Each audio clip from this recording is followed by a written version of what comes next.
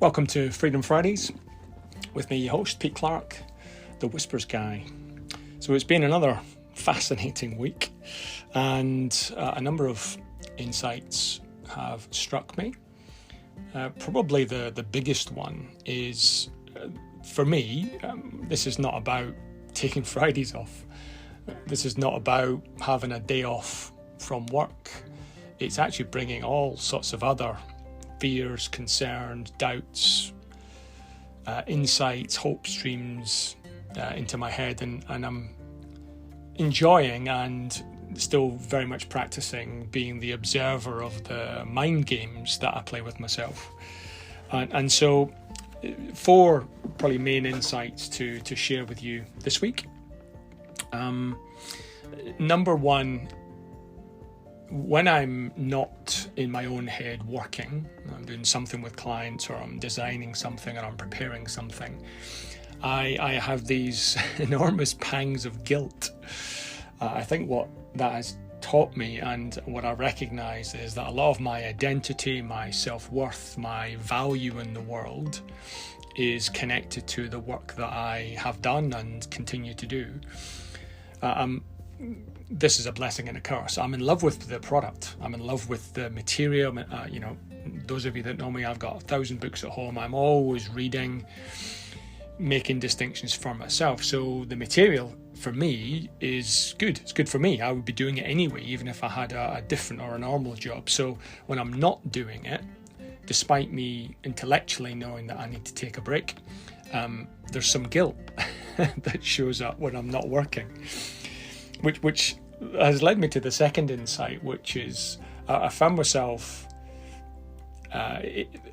proactively in thought, not necessarily proactively in action, trying to find things to do and busy my day with. So as I get into Saturday, I'm already thinking about the next Friday. What can I fill it with? And that's partly because I know about activation energy, meaning to change a habit, you've got to make it quite difficult to overcome the bad habit and make it easy to deploy the good habit. So if I can busy my day with exercise or connection with someone or a particular task that I wouldn't normally give myself time for, that fills my day. And so it makes it harder to comply with the old habit.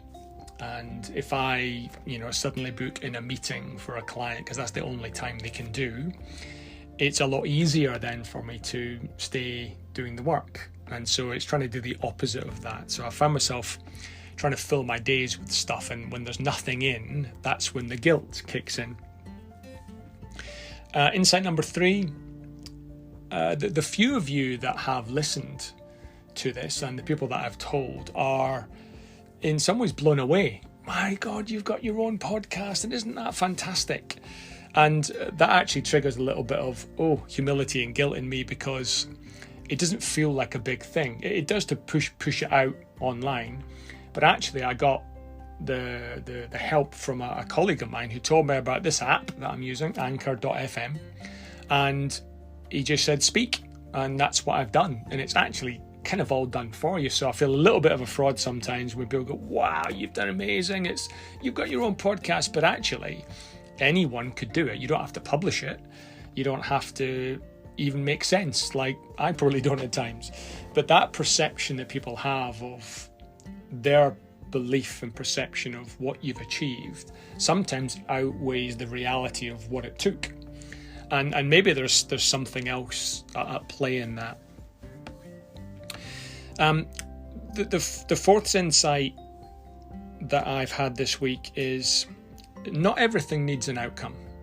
I've been drilled, and I'm pretty driven to set goals, visualize it, and document my progress towards it. And what I've recognized with this is I don't really know where this is going to go. I think my ego would like it to create something, but I don't know what that something is. And I'd be quite happy if it just meandered for a while. I've committed to doing it, so I'm going to do it anyway. That's part of my being. But I don't know, and I'm not necessarily locked in or attached to where it's going to take me. And that made me think about, in making these changes, Sometimes we need to be locked into a specific outcome, and sometimes we just need to let it play out, see where it takes us, the magic and the mystery of, I don't know, the mystery of, I don't know where this is going to go, but something magical might happen. And so I don't know when and if and whatever that will be or look like, but that's partly fueling my sense of comfort and motivation and, desire to continue this, because who knows where it will go. And, maybe there's other things at play that will give me insights that I wasn't expecting and wasn't even looking for. And that's partly the mystery. Probably the final insight, and this is probably an extra one, there's probably more than 4, I can't count, is this massive fear I have of judgment, but particularly from my mates. In my head, I've got it's the mates test. And, I've worked with clients and customers who have a perception of me, but my mates, it's a very different perception, I think, in some instances. And I don't play the same role in some of the mates groups that I'm with. And there's a part of me that is absolutely terrified that some of my really good mates that I love dearly and would do anything for, they won't tell me the truth. They won't kind of go, Pete, that was awesome, loved it, or Pete, that's dreadful, stop what you're doing. They'll probably not say anything. And whilst my family have been great and, really encouraging and supportive, but what's come up for me is I really care about what my mates think. And I don't know whether that's a good thing or a bad thing. I remember years ago going through Stephen Covey's 7 Habits program. And at the time, one of the exercises, which I've done many times since, was to get clear on what you valued. And at the time, I remember it vividly. My values were 4 Fs: family, friends, fun, and freedom. And those still resonate today. And the family, certainly my immediate and extended family, over the last 12 months has definitely become more prominent. I'm doing more for them by looking after myself. I really feel that.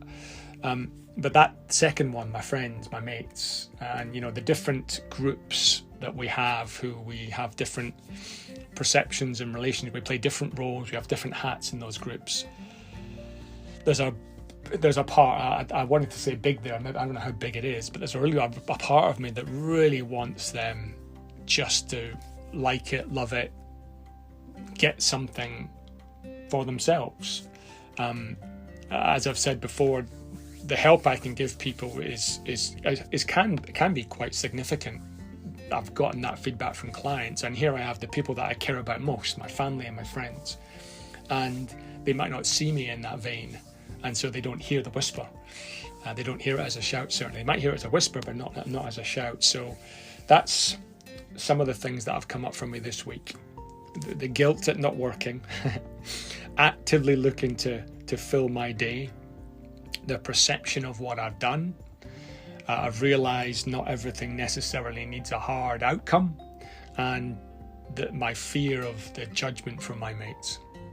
Thanks for listening. I will look forward to speaking to you next week. Cheers.